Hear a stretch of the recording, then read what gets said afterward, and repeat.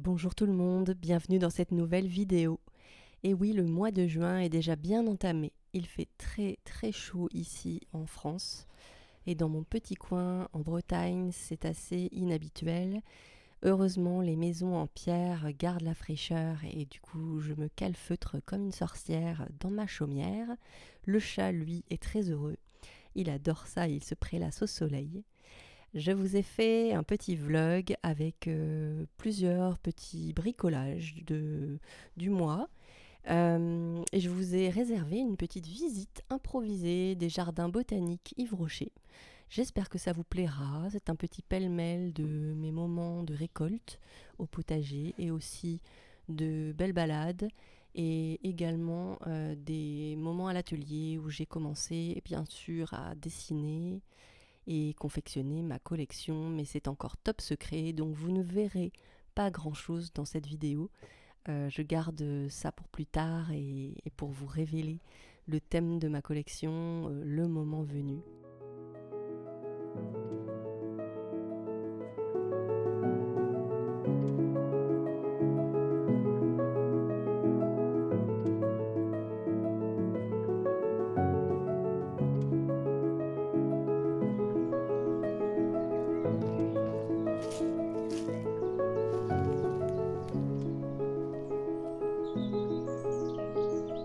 Il y a quelqu'un là-dedans?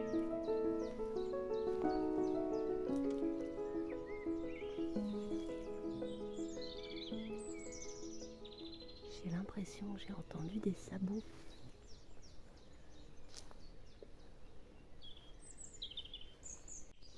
Ah ah ah ah ah ah. Je pense que c'est une année à mûr. Regardez-moi ça. Bon là on est dans la forêt, elles vont pas particulièrement mûrir. Ah ben voilà, je suis accrochée. Hop. Ah, laissez-moi madame.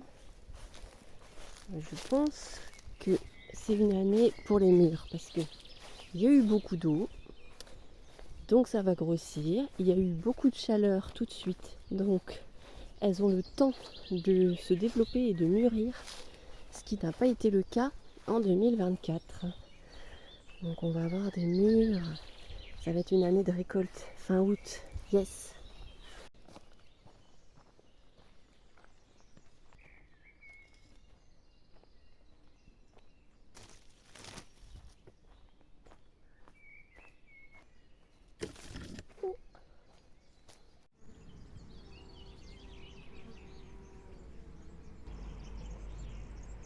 Voilà, ça c'est ce que j'appelle un jardin vivant. Regardez le monde qui butine. Il y a toutes les abeilles, tous les bourdons qui sont là.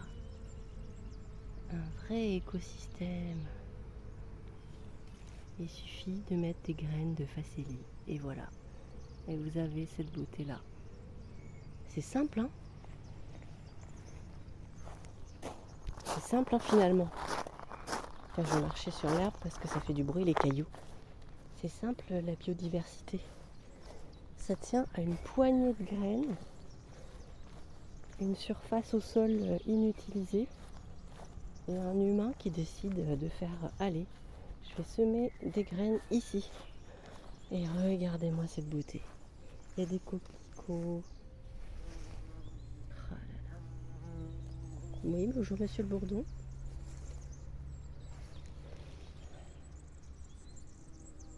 C'est super beau.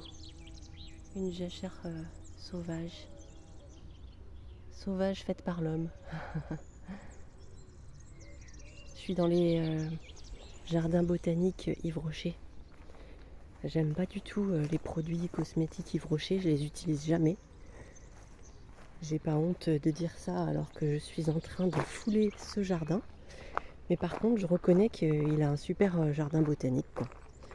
Donc je suis contente que ça existe parce que je fais souvent des promenades et j'apprends beaucoup parce qu'il y a plein de plantes étiquetées.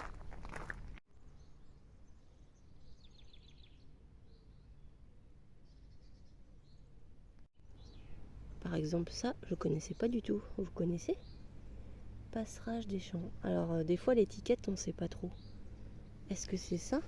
Ça, c'est les salsifis, parce qu'il y a les salsifis à côté. Est-ce que c'est les salsifis? Et du coup, passerage des champs, est-ce que c'est ça?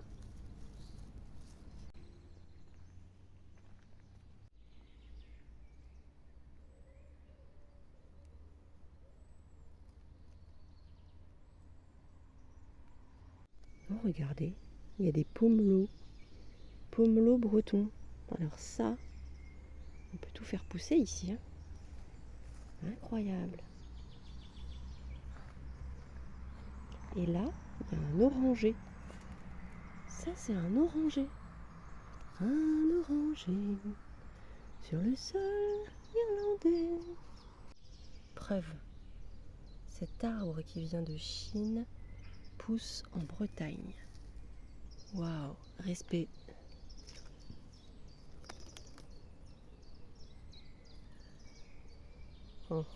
C'est marrant cette plante. Quand ça sèche, on dirait des nids de guêpes. Regardez. C'est marrant. On dirait vraiment les nids de guêpes qu'on trouve parfois par terre. Alors ce petit arbre, qui n'a pas l'air fantastiquement original, s'appelle un gari magique.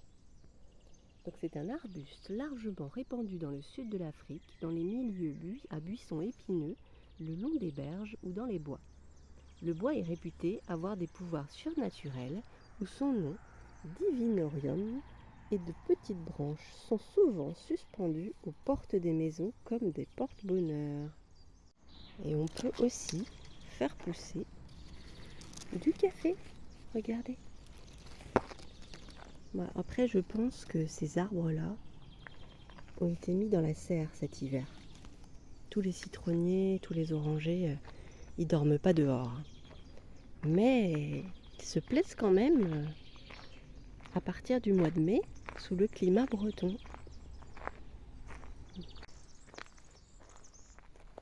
J'ai trouvé un massif assorti à ma jupe.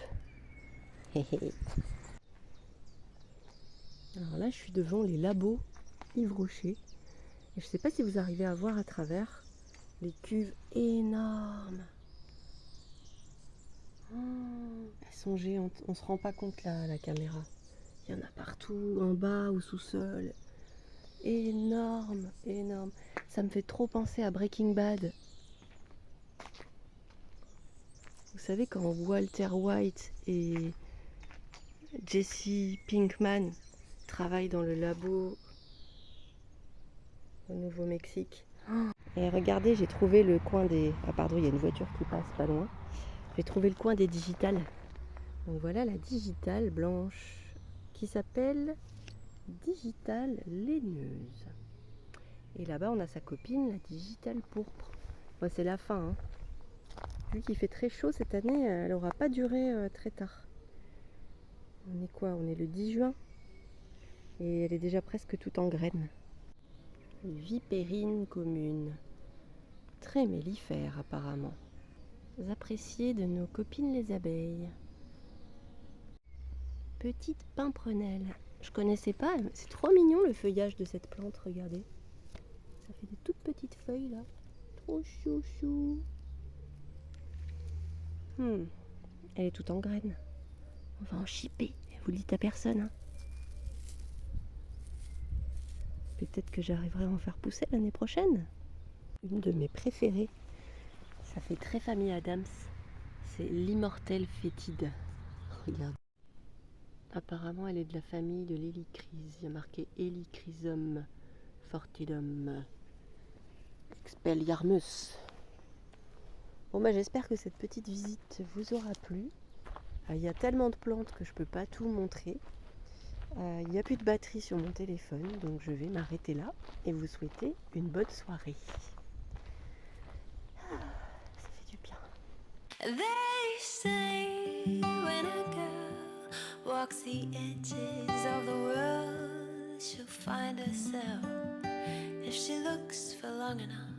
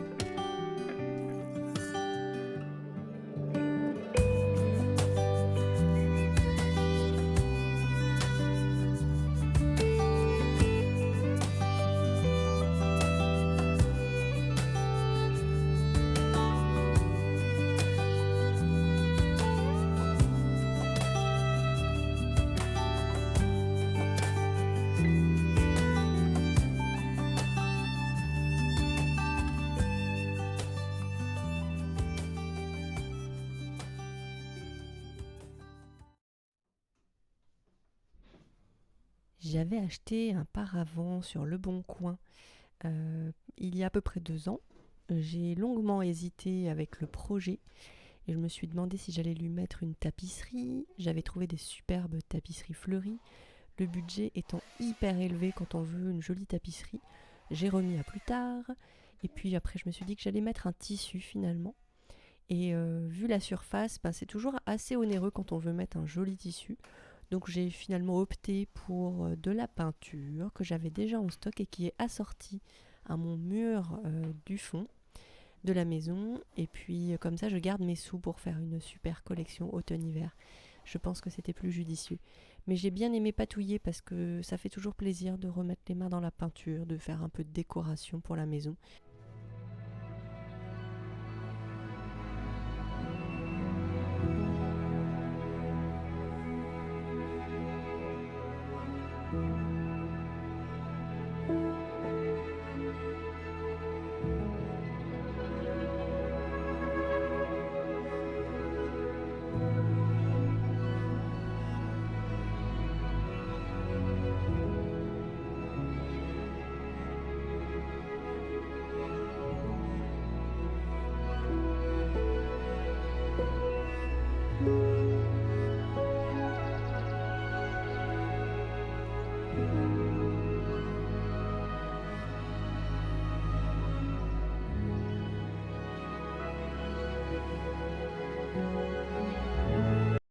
Tadam! Voilà le paravent repeint. Marilyn est toujours parmi nous, mais en dessous. Et j'ai fait un peu de doré sur les tranches. J'avais envie que ce soit un petit peu rétro. Donc voilà, j'ai remis les charnières. Et ça fonctionne très très bien. Et du coup, ça me crée un petit paravent que je peux utiliser à différents endroits de la maison. Et notamment quand je veux cacher mon bazar sur l'atelier. Et j'ai envie de le décorer. Donc je pense que là, je vais faire des petites étoiles, quelque chose comme ça. Donc je suis contente d'avoir réussi à réutiliser uniquement ce que j'avais en peinture. Donc je vais essayer, on est dimanche, de vaincre ma flemme. Ah non, on est samedi. Je vais essayer de vaincre ma flemme et de faire quelques pochoirs pour faire quelques décorations. Pour être contente de moi et d'avoir fait quelque chose malgré les 36 degrés qu'il fait dehors. C'est pas facile parce qu'effectivement, on a envie de rien faire avec cette température.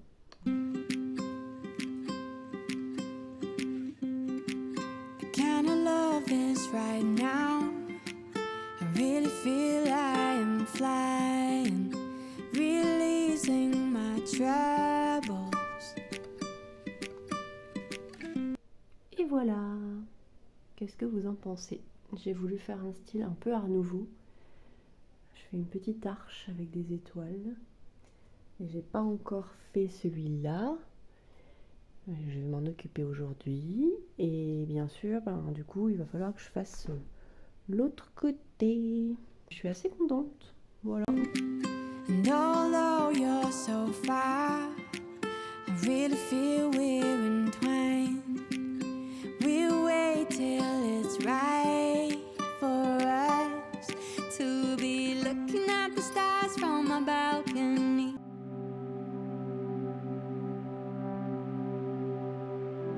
Est-ce que vous me voyez si je me mets là? J'ai lu Into the Wild. C'était il y a quelques mois déjà, je l'ai lu en début d'automne, ce qui était plutôt chouette parce que j'étais dans le Vercors au moment où je l'ai lu. Et c'est un livre qui aborde beaucoup la question, même principalement la question de l'alpinisme, puisque l'auteur Jon Krakauer est lui-même un passionné d'alpinisme. Et c'est un livre qu'il a écrit en menant une enquête d'investigation assez complète sur la vie et surtout l'aventure qu'a vécu Christopher McCandless pendant ces 2 dernières années de sa vie. Et j'ai beaucoup aimé ce roman. Donc c'est pour ça que je voulais vous en parler un petit peu plus en détail et vous faire mon retour là-dessus. Je fais cette vidéo dans cette pièce-là parce que ma fille est en train de réviser son bac français et je veux pas la déranger, donc je me suis dit tiens si je m'installais dans ma chambre tranquillement. Donc voilà. Qu'est-ce que je voulais vous dire concernant Into the Wild? Comme beaucoup d'entre vous, je l'ai découvert avec le film qui a été superbement réalisé, qui retraçait l'histoire de la vie de ce jeune homme qui est Christopher McCandless, surnommé Alexander Supertramp par lui-même, son nom d'aventurier, comme il disait. Et en fait, j'avais un petit peu peur, ça fait longtemps que je voulais lire ce roman, mais j'avais un petit peu peur d'être déçue, parce que le film étant si chouette, et quand en général je sais comment ça se passe, quand on commence par la version film de quelque chose, on a du coup un visage en tête, et puis l'histoire est quand même influencée par la vision du réalisateur. Donc je m'étais dit, mais est-ce que le roman, ça va pas être juste chiant à lire, parce que ce sera exactement la même chose que ce que j'ai déjà vu. Et puis c'est un film qui m'avait vraiment beaucoup touchée, je l'ai même en DVD, je l'ai vu au moins 3 ou 4 fois. Et puis à ma grande surprise, en fait, le roman ne m'a pas du tout raconté la même chose que le film. Enfin, je m'explique. C'est-à-dire que comme John Krakauer est passionné d'alpinisme, il aborde beaucoup la question du point de vue du passionné d'alpinisme de montagne, de haute montagne et d'aventure. Et donc l'histoire déjà est entrecoupée de récits qui parlent vraiment du portrait de qui était Christopher McCandless, sa famille, son origine, pourquoi comme ça du jour au lendemain il part vivre sa grande aventure avec un sac à dos, à pied, à travers l'ouest et le sud américain.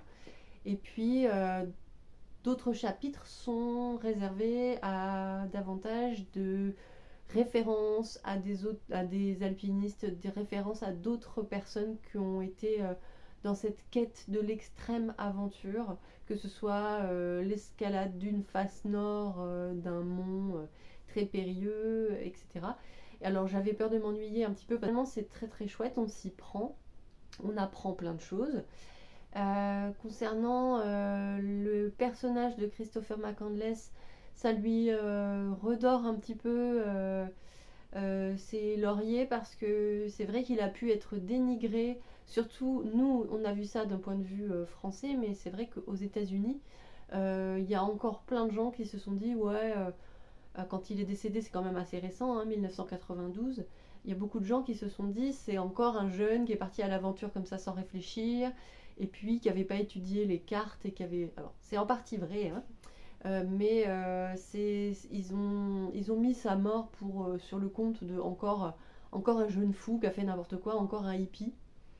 Et c'est vrai que l'auteur cherche vraiment à comprendre pourquoi ça s'est passé comme ça. Qu'est-ce qui est. Parce que je ne vous spoile pas en vous racontant qu'il meurt, hein, c'est marqué derrière, si jamais vous n'avez pas vu le film, c'est marqué derrière la couverture, hein, que c'est soldé par un décès, c'est une histoire vraie. Et donc, il a vraiment, là où il y a un aspect intéressant, cherché à expliquer et a fait une véritable enquête d'investigation par rapport à la botanique et ce qui a été vraiment la cause de son empoisonnement. Vraiment tout un dossier par rapport à la plante, pourquoi il se serait trompé, pourquoi ça a été si délicat pour lui de reconnaître la plante, et parce que en fait c'était quand même, il faut savoir, quelqu'un de très intelligent, de très cultivé, brillant, hein, même avec des études qu'il a eues, finger in the nose. Et j'ai trouvé que c'était très louable de la part de l'auteur d'avoir voulu nous laisser juger par nous-mêmes qui était ce personnage, quelles étaient ses lectures, ses inspirations. Le livre est ponctué de phrases inspirantes. C'est très très chouette, ça fait, c'est poignant, on comprend à travers ce livre à quel point Christopher McCandless vivait quelque chose de fantastique, de merveilleux. C'était vraiment la nature, son rêve d'être en pleine nature sauvage. Et selon moi, il ne pouvait en être autrement. En fait, un personnage comme lui n'aurait pas pu mener une vie différente, même si elle a été très courte malheureusement. Je dirais que c'était vraiment un livre qui est à la fois passionnant, parce que c'est quand même le périple de quelqu'un qui part pour une quête bien précise, donc on est en haleine. En même temps, c'est un livre très instructif. On apprend dans plein de domaines différents de vie. J'étais dans le Vercors et j'étais en train de regarder des montagnes et en même temps je lisais des choses sur l'alpinisme, c'était vraiment chouette. Christopher était à sa manière une sorte d'Arthur Rimbaud. Il a vraiment fugué, il a disparu, il a quitté sa famille et puis il avait un but, un idéal et rien n'aurait pu le détourner de ce but-là, même je crois, même s'il avait su ce qui l'attendait. Et ouais, j'ai vraiment pris plaisir à lire ce livre, alors que j'avais vraiment peur d'être déçue et de connaître déjà l'histoire. Et en fait, pas du tout. Voilà. Donc comme c'est un livre qui est pas très long, je vous conseille. Voilà, je vous conseille de lire ça. Et merci à Jon Krakauer d'avoir rédigé quelque chose d'aussi complet, d'avoir mené une enquête où il a traversé les États-Unis en long, en large, en travers pendant des années, allant à la rencontre de toutes les personnes qui ont été sur la route de ce jeune homme, ceux qui l'ont pris en stop, ceux qui l'ont hébergé, ne serait-ce qu'une nuit, quelques jours. C'est une véritable enquête. Enfin, c'est un journaliste, hein, donc voilà. Et je trouve que c'est super, en fait. Moi, j'ai rien d'autre à ajouter si ce n'est dévorez-le pendant l'été. Hein. C'est quelque chose qui peut être vraiment très cool à lire pendant vos vacances. Voilà. Un extrait que j'ai trouvé amusant. Voilà, juste pour le plaisir. Andy Horowitz, son camarade de lycée, avait dit d'un air songeur: Chris n'était pas fait pour ce siècle. Il recherchait l'aventure et la liberté, dans une mesure qui excédait beaucoup celle qu'autorise la société d'aujourd'hui. En venant en Alaska, McCandless désirait marcher dans une terre vierge, découvrir un point blanc sur la carte.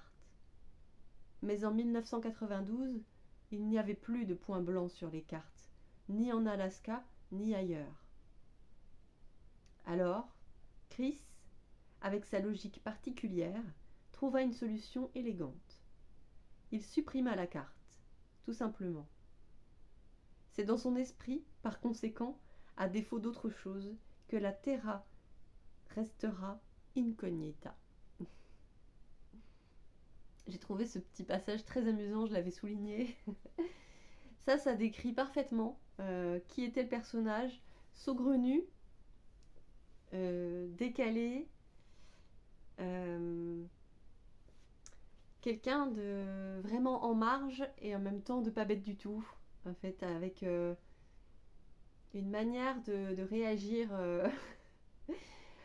de prendre ses positions sur la vie et ce qui est déterminé en fait. Il était déterminé, avec plein d'humour et d'intelligence.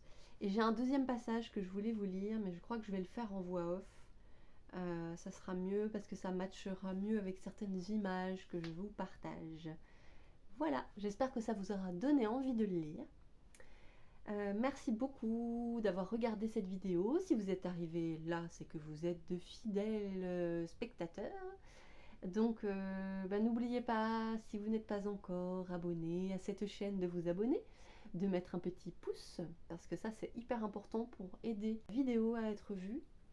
Et puis vous pouvez laisser un commentaire, parce que c'est toujours super agréable de les lire. Ça me soutient énormément quand il y a des commentaires sous les vidéos. J'essaye de tous vous répondre dans la mesure du possible, ou au moins de vous mettre un petit cœur quand j'ai pas le temps. Voilà, merci beaucoup et je vous dis à bientôt.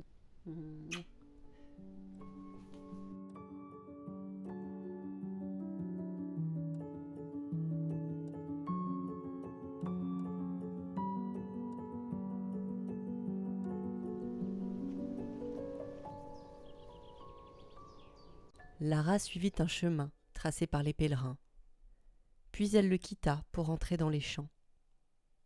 Là, elle s'arrêta et, fermant les yeux, respira profondément l'air au parfum de fleurs que lui apportait cette grande étendue autour d'elle.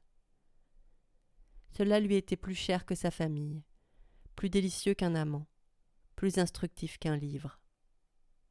Pendant un moment, elle redécouvrit le but de sa vie.